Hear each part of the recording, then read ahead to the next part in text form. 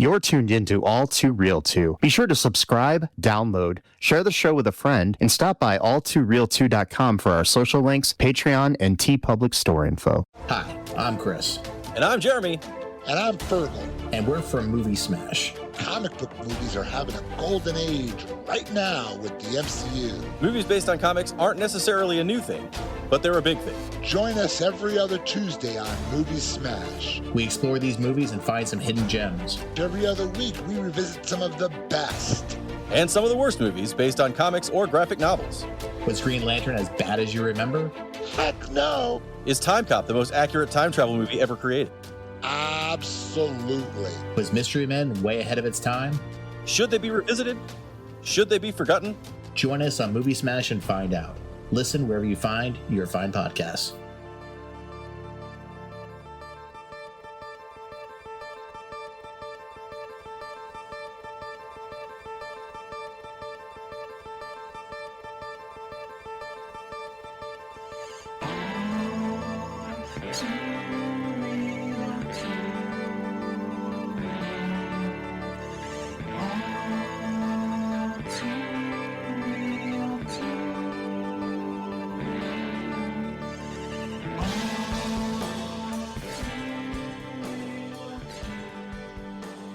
Okay, everybody, welcome to the latest episode of All Too Real 2. My name is Michael E. Cullen II, and with me, as always, is... Destiny, you have to win the house in Cardiff. Okay. You gotta win it. You do? It. Mm-hmm. Can't buy it. Can't buy it. You gotta win it. Are we talking like in government, or are we talking about a house you live in? Both. Both? Yeah. So... if I ever want to own a house, I have to win it. I mean, with the economy the way it is right now, that's pretty much the only chance you have to win a house. But yeah, a more honest way of winning the domestic house. Yeah. Well, one day. Yeah. I wonder if I could buy one in France. Maybe. That'd be a good place to have a house. I don't speak French though. Well, you can learn it. True. I don't know if my brain works like that. I think I've gone past the point of learning a second language. I don't know though. I can say Ich heiße Michael in German. That's it. Yeah. Just means hi, I'm Mike. Anyway, today on the show, we're delving into like the weird, crazy world of VHS tapes. You know, there you can't really find movies in the United States on DVD, but you can find this movie called Adrénaline. Adrénaline. I was trying to say it with a French accent and it didn't come out well. Adrénaline.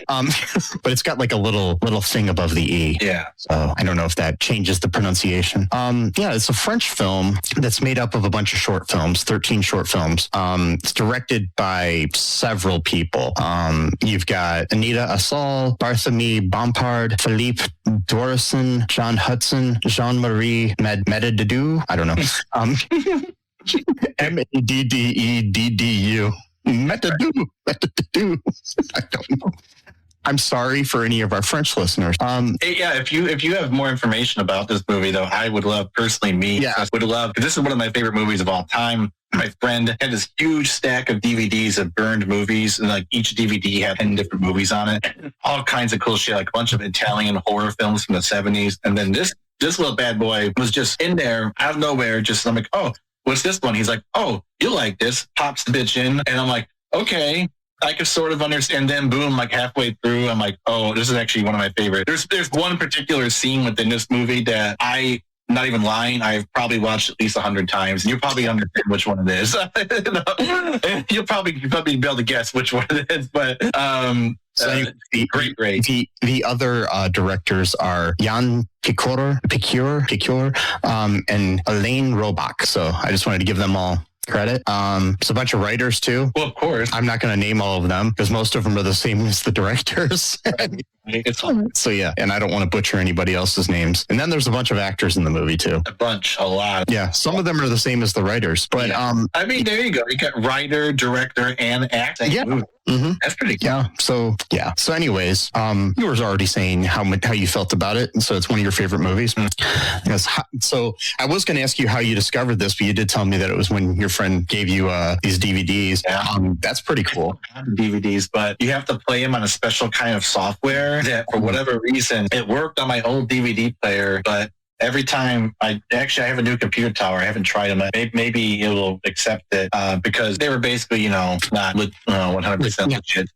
Just and so they were, and Yeah. And so that was one of them. Like, I if I can try to figure out how to make it so I can watch these, and we have a treasure trove of movies that we can go. I mean, we got Beaver Trilogy. That's sort of like a kind of cult classic. Was starring 3 different actors. One of them, Sean Penn. Same story. Yeah.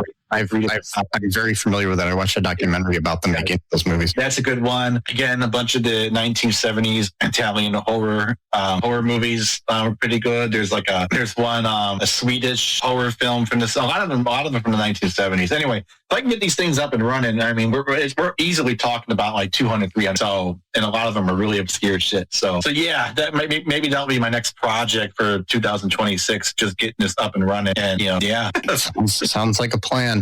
Yeah. What else am I gonna do for 2026? Hey, you've got Crispin Glover and Sean Penn in that Beaver Trilogy. Yeah. And the first guy, I don't know. Unfortunately, I don't know the first guy from the first of the trilogy. The one who kicks it off. I don't know. But Howler. There's a documentary that came out. The Beaver Trilogy Part 4 is what it's called. Yeah. And it was came out in like 10 years ago, or 11 years ago as you're listening to this, because this will come out in 2026. But in 2015, and it was narrated by Bill Hader. So yeah. But yeah, this movie right here, Adrénaline. I don't like every single scene in here, but just the concept of the movie and the style of horror is what I like. I don't like gore. That's not my thing. I like suspense. I like fear of the unknown. That's one that really scares. Or like claustrophobia, because the claustrophobia plays a big part in this movie. And probably at least half of the scenes have to do with claustrophobia. Yeah. I'm pretty sure whoever wrote the movie. I have my feelings about some of these things where I have feelings about the motivation for or the meaning behind some of these short films. Okay. At least what I took away from them. But yeah, I enjoyed it a lot. It reminded me a lot of some of the stuff I watched in my experimental film classes when I was in college. It was very, very much, you've got your short films very much, very much inspired by a lot of these experimental filmmakers, because this is basically just an experimental film. Yeah, there's no it's pretty much that kind of. There's no there I guess there's a beginning, middle, and end in a lot of these shorts, but it's not like a easy peasy story. But what do you want to talk about specifically from these that stood out to you?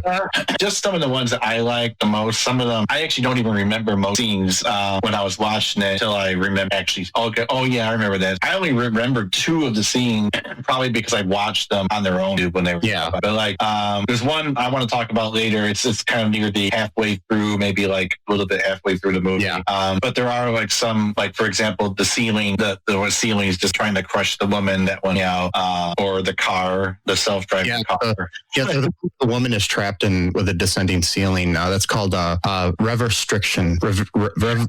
Revestriction. I mean, a lot of these are in French, so I don't know what that is. But the titles. Yeah, it's interesting. Yeah. Which is weird because one scene, a guy's actually watching something and it's in English, like American football game. But that's the only thing in English. It was a baseball game. It was like, because I was listening to it and they were talking about like the bottom of the something, and then they were talking about a pitcher and stuff like that. I was listening. They were talking about Darryl Strawberry at one point. Okay. Yeah, this was 1990. I mean, it was made in 89. It came out. Yeah. There's that one. I also really like the one where you have win the house. That was pretty. What I like about that one is like they would put in like these weird little things in the middle of the scene just to kind of like would do some more. Like it will say like to be continued like 3 minutes before the scene actually ends. Yeah. That's one of them. Another one is where you win the house and there's a bunch of different basically like Saw, a bunch of different traps, and you have to go through all the traps to quote win the house. And at one point he gets like clobbered by like some kind of like device, and then it just says thanks for watching. It's not even over yet. It's like what the hell?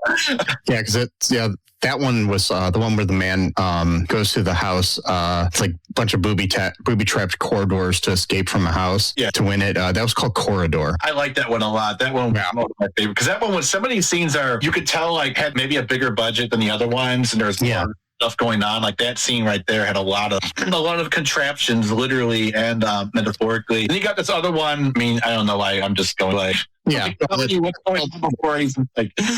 I mean, I like the one. It's called Embouteillage. There's a man who is being attacked by a bottle. Yeah, a good one. That was my favorite one for some reason. I think the whole thing is about alcoholism.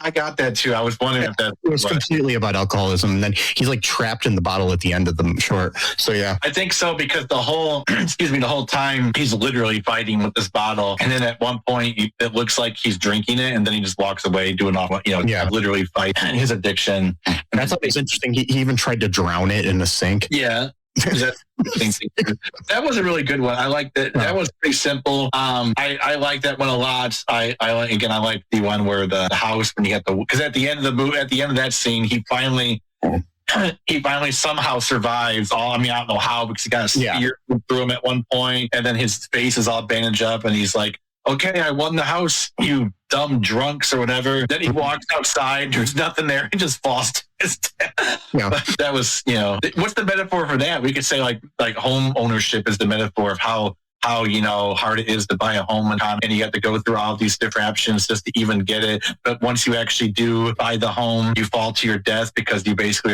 you're in debt, in debt you're never going to get out of. Maybe it's metaphor for that. I don't know. Probably not. But there's another scene. And again, we don't have to go through like in depth because these scenes are hard to really describe in detail everything that goes on. If I wrote down notes, maybe, but I didn't write down. I should have said this at the top. If you want to see this, let us know. I have a file. Send me a message at mike@cullenpark.com and I will send you a link. Yeah. And it's burned in English subtitles, so well, unfortunately, if you don't need them, they're in there. You can't stop. Only way I could do it was the actual file. I'm not computer savvy. Subtitles are not 100%. They're not. Yeah. So, but it's still it helps a little bit. But it helps a little bit. Even then, if you just watch it in its original French, I don't think you're missing much. So. Dialogue and it's only a few sentences. So there's that one. There's another scene that I didn't like too much, but I still thought it was really interesting. Where this guy, he's being tortured, and he just keeps laughing at his torturer the whole time, which is pissing off the torturer even more. But not afraid of him, he just keeps laughing at him. Yeah, it's so like he's just getting really frustrated because he can't break this guy, and eventually he saws his entire body in half, and he has nothing but a head anymore. Yeah, and then they dump his head into a field, and he's still alive somehow. And there's this woman who runs up to him and she's like, "Oh, I'm so glad to see you." And he's like, "I didn't say anything to them." And then he's like, "You promised me, right?" He goes, "Yeah, a promise is a promise." And she lifts up her skirt. She puts it over his head. And then he performed you-know-what on her. Yeah. And that's the end of the scene. So my takeaway is this guy, not trying to be crude, but her pussy must have been so great that he was willing to lose his head for it. I'm not trying to be crude. I'm just saying. Yeah, it's... Sorry. Yeah, I didn't really care for that one. It was okay. No, I didn't like that one. I'm just saying... I found the effects that they used interesting, though, when they were torturing him. I figured out how they did it, but it was kind of interesting, too, though, like where they cut off his arms and stuff like that. But it was like... And he's just laughing the whole time. Yeah, but it was interesting because I think it was just his head coming out through a fake body and in his arms and stuff. It was kind of like puppeted. But yeah, but it looked kind of real for a point. But yeah. The one that was like the weirdest to me was this guy's just it grossed me out for some reason. This guy is sticking flies to a wall of a room in a grid pattern. And then he goes to meet, like, I don't know if it was a prostitute or his girlfriend or what, but she has like a mole on her face, and he mistakes that for a fly, and he strangles her and then adds it to his wall. It's just like weird. Because he had like this weird beard too, like one of those beards where it's like shaven except for like the neck, I guess neck beard. I hate that style. Yeah, anyone likes, I just don't like it. But like, no, but he was giving kids like 20 cents or whatever. Like if they give him a fly that they caught, and he'd knock on his door, he'd give him like some money, and then he'd put it onto his pattern. And what happens at the end though, at that one? Why don't you tell us about that? Oh, I'm trying to remember what happened at the end of that one. I just didn't like it so much. I almost forgot. I think I forgot what happened at the end. What happens is that all of a sudden the flies start buzzing, and he knocks his head against the wall to make himself pass out or whatever. And then I mean, watching this thing kind of makes me want to do some experimental film films just for fun. I used to make those a lot just because I enjoyed that. Because like I like Maya Deren and Stan Brakhage and other people like that were kind of my like heroes when I was making films early on for some reason. So right. My favorite. Sorry, I a little bit ago. Sorry, that was me, correct. My favorite though. Hold on. So let me see if you. See how well you know me. What do you think is my favorite sketch of? Pick again. Oh, wow. That's looking over the list that I have of them all. Can't think of it. It's fine. I'm guessing the one called TV Buster, where a couple are menaced by a possessed television. Yes. Yes, that's it. That is my favorite. Yes. I love that one so much. I actually put back when you could have this on YouTube because now I don't think I've seen, but I used this scene to put at the end of one of my weird experimental music videos. It's the whole scene. So it's like 7 minutes of the scene after the song I recorded. And so basically I don't really understand. Now that I got the subtitles, I can sort of understand what was happening. I mean, I already knew a little bit just from watching. Yeah. I mean, basically from what I can gather is that this couple, they're eating dinner, like, just like your middle class, kind of couple dinner, they're watching the news. And suddenly the news starts telling a story about these terrorists who had just like one of their plots had gotten foiled by the government. And then they show the picture and it's the two of them. And then they're kind of like freaking out. They're like, well, maybe it just looks like us. But then like they keep showing different pictures and it's like, oh, that's definitely us. And they're kind of like, see, I don't know what to make of this. So because when I first saw this, or the first 50 times I watched this, my takeaway was that this really wasn't them, that this was like some weird hallucination he was giving them, or they were hiding out. But like they really were. I mean, I don't think they'd be hiding out because they were like living in an apartment or a house. It did not look like a safe house. It looked like their actual home. Like you wouldn't be like if you're on the run, you wouldn't just be at your regular house. You know what I mean? Just chilling out.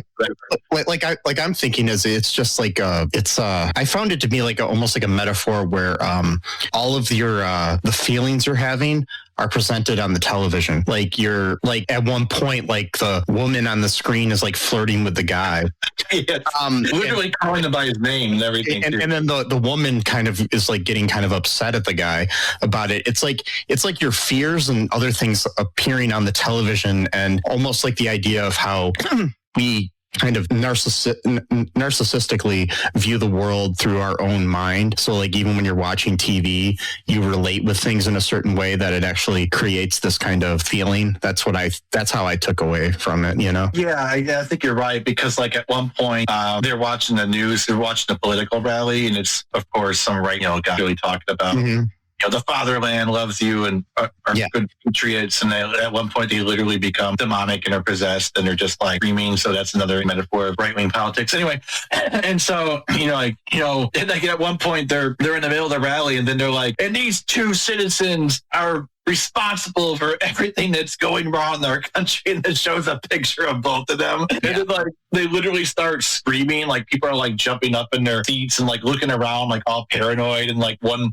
woman's like literally just like sticking out her tongue like a Kiss concert, and they're like at one point the guy says like my son. I'm not sure if that's a bad translation or not, because some of that stuff, it's really hard to even hear what they're saying, so my program may have not even been able to translate it, just how bad the audio is sometimes. Somebody's saying, and then so basically it gets to a point like where the TV literally becomes possessed, just like you said. It's like showing them like their greatest political fears of like them being ostracized or like being exposed as like two people who are responsible for all the country's ills, and how you could see it's too because like they progressively get more afraid before it goes into that kind of. So like you said, like they're kind of getting tense by watching this, and it just gets worse and worse and worse until finally the TV literally becomes possessed. What I didn't understand though, which there may have not been a metaphor at all, just because they maybe just thought it was cool. Yeah. She calls this number, and then like this woman comes in with like an antenna, but it's shaped like a cross, and she's like praying over it, like kind of like how an exorcist would pray over like men or whatever. I don't know who this woman was, because at one point she looked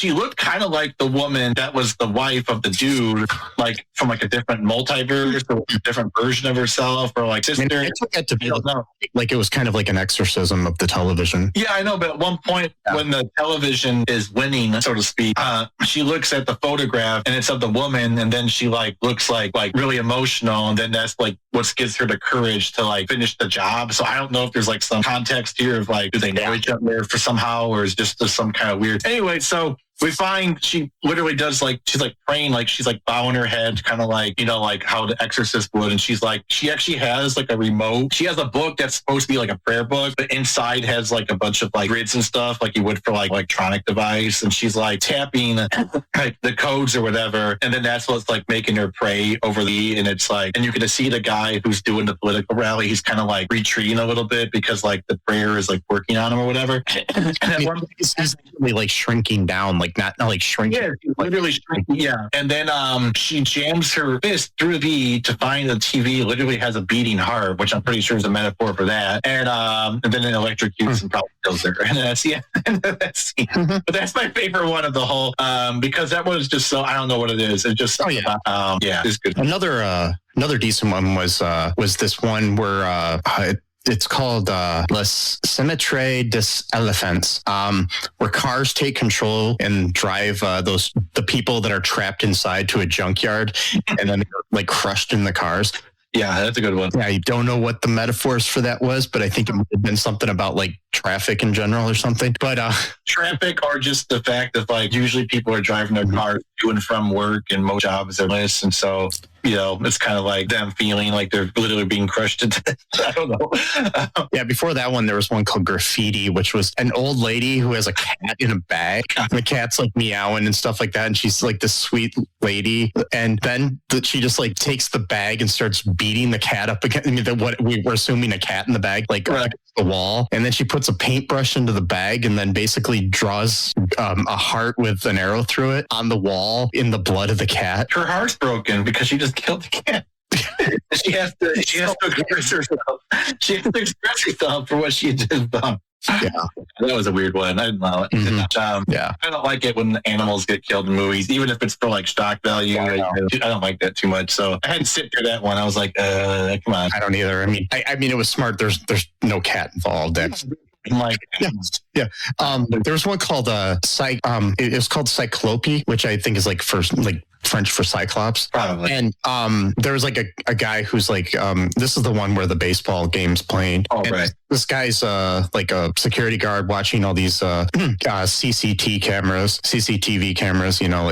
closed circuit televisions. And one of them turns into a mechanical bug and attacks him, and then eventually shoots him with a crossbow into one of his eyes. So that's why it's called Cyclops, I think. So it's right after a lot of these things too. It's right after they quote defeat the thing, and then they end up getting killed afterwards. Like, kind of pisses me off. Like the woman with the ceiling. Mm-hmm. She eventually jumps out the window, and but then she's right. She doesn't jump out the window. She actually crawls through the ceiling. That's right. And then she comes out in the middle of the road and then is hit by a van or something. So it's like basically, it's probably some nightmare because there's no physics. Mm-hmm.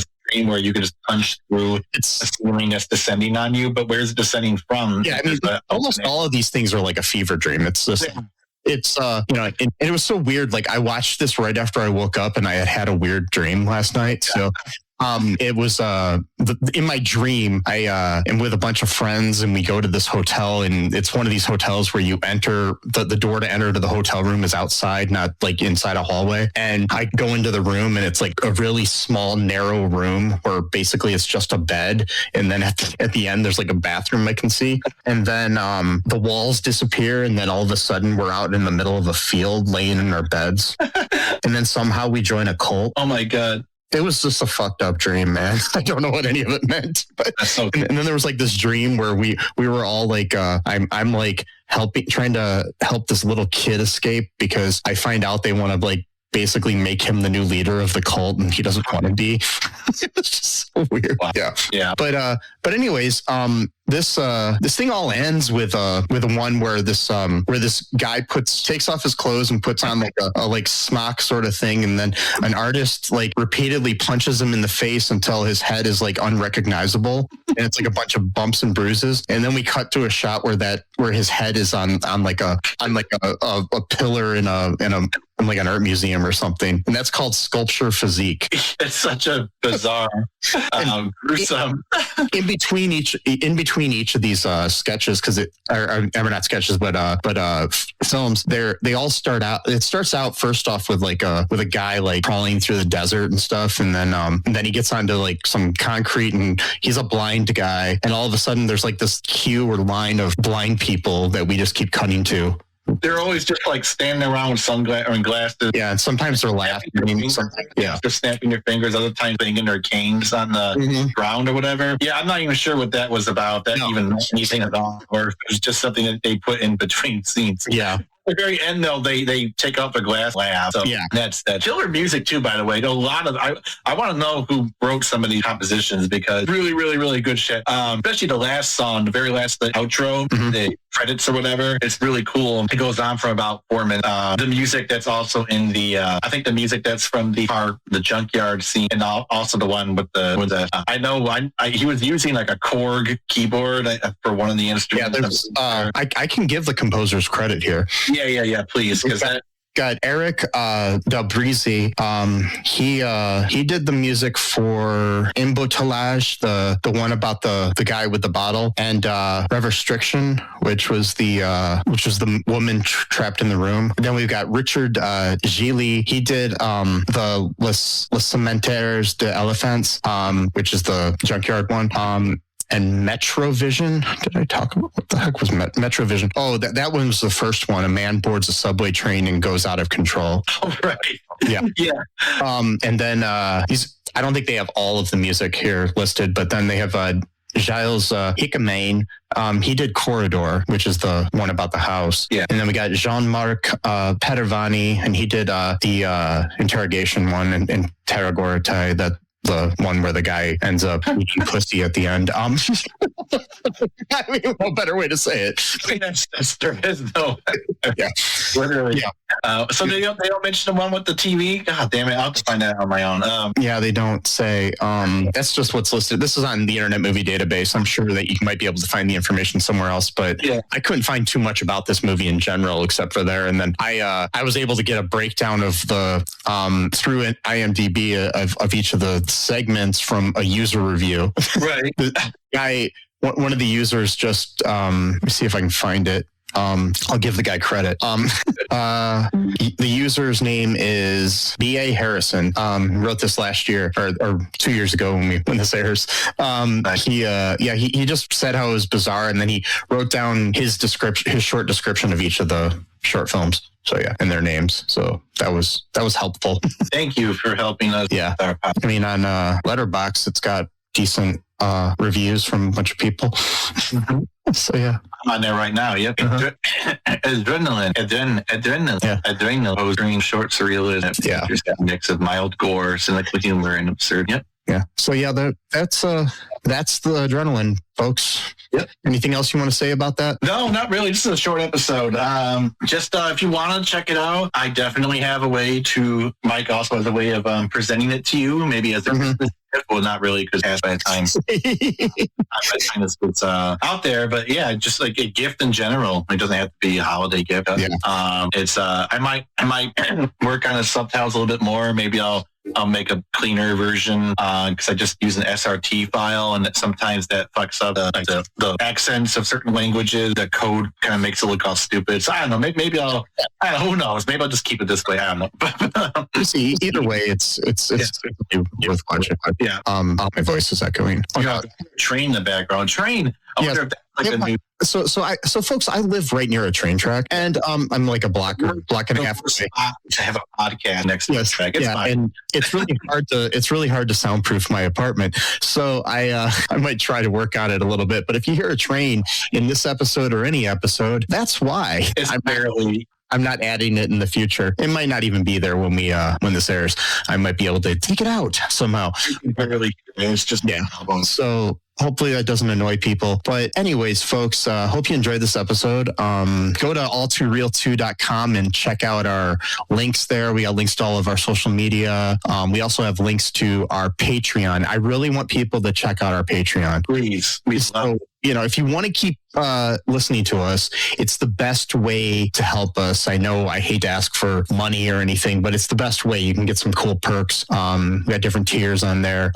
It's a good way to help people out. A lot of people don't understand what Patreon is, but it's probably the best way to help out our podcast. Our Patreon is, you can find it at patreon.com/Cullen Park. Yeah. I wanted to change it, but it wouldn't let me. So it's the official Patreon for both all2real2.com and cullenpark.com. So right now I can tell you what kind of perks we have here, folks. You can our tiers here. We have let me check out where are our tiers at. Here we go. I think maybe. Okay, yeah. Under become a member, you can find the tiers. They changed the way that Patreon looks, folks. To mess with me. If you join our podcast family at $1 a month, you can get early access to every episode of our show and thanked by the hosts. That'd be Sesame and I in a future episode. For $10 a month, you can pick a podcast episode topic. If you ever wanted someone to dive deep into a film or TV show episode or other pop culture topic, you can pick the topic we cover in an upcoming episode of All Too Real 2 podcast, as well as the benefits at the lower level. So yeah. And then for $25 a month, you can produce with Cullen Park a series of 3 episodes on a special topic of your choice, or just 3 episodes about 3 different movies if you want. And you get the lower benefits as well. So our big one, for $150 a month, you can have a featured role in an upcoming film from Cullen Park Productions. You must provide your own transportation to set, and you will also get all of the above tiers. So yeah. Nice. And occasionally, it's not a guarantee, but if you're on tier number 3, I'm just making this up. I think at one point I did tell our fans, our listeners, that if they do, I forgot what it was, but I will chew beetle nuts for a day and then talk about the effect beetle nuts, which is basically a drug. Sorry, I shouldn't say that word. A substance that 800 million people in the world take on a daily basis. Highly carcinogenic, by the way, so I don't recommend it. And we might be able to convince Sesame to review a movie of your choice too while we're doing that. While chewing beetle nut, exactly. So then I'll have to because it's a very stimulated substance, so I'd have to keep my calm, which is it's hard for me to do. I'm not right now. I drink water. That's how I sound like, with water and milk. So put me on a stimulant, and then it might actually calm me down, because I've got ADHD. You take a stimulant, and that's actually so if anything, beetle nut might actually, whatever the case may be, I'll chew beetle nut for you on film. Probably going to be disgusting, but hey, you asked for this, I mean, you didn't. I'm offering it for you, but you're going to get it, don't it? And then you just still want it. And I'm going to throw this out here, and this will just be for people that are listening. If you join at the pick a podcast episode level, or the podcast producer level, we'll allow you to be on an episode as a guest via Zoom. Or not Zoom, but via StreamYard or whatever works for you. We'll have you on. So, also, folks, we do have a TeePublic. We've got lots of merchandise there, T-shirts and everything. That's a good way to help out. Also, spread the word. Tell your friends, tell your family, tell your enemies, tell whoever to listen to the episode. Tell your teachers, tell your garbage men, tell your dentist, tell your mail carrier, tell your dog. Tell a random lady that's carrying a cat in a purse. Yeah. Make sure she doesn't take the cat out of her purse and set the cat free. Let it run. Sometimes it's good to let the cat out of the bag. Yeah. Anyways, also, folks, just follow us on social media anywhere. It's a good way to help it and share the episodes. Remember, folks, there's a lot of crap going on in the world, and just remember that things are always going to get better. They might get worse first, but eventually they'll get better. But remember that trans lives are human lives. Yep. No human is illegal. Yep. Free Palestine. Fuck ICE. Be different. Be yourself. And just remember that I love you. Don't kill cats. No, don't do it. And baguettes. Je ne sais quoi. Voulez-vous coucher avec moi ce soir? Okay. I know I could say my name. Je suis or sweet? Is it je suis, Matt? I'm not sure. I'm trying to learn French on Duolingo, but Duolingo. I'm just saying anything I actually have ever said in French, which, was just me singing along with Lady Marmalade and... right.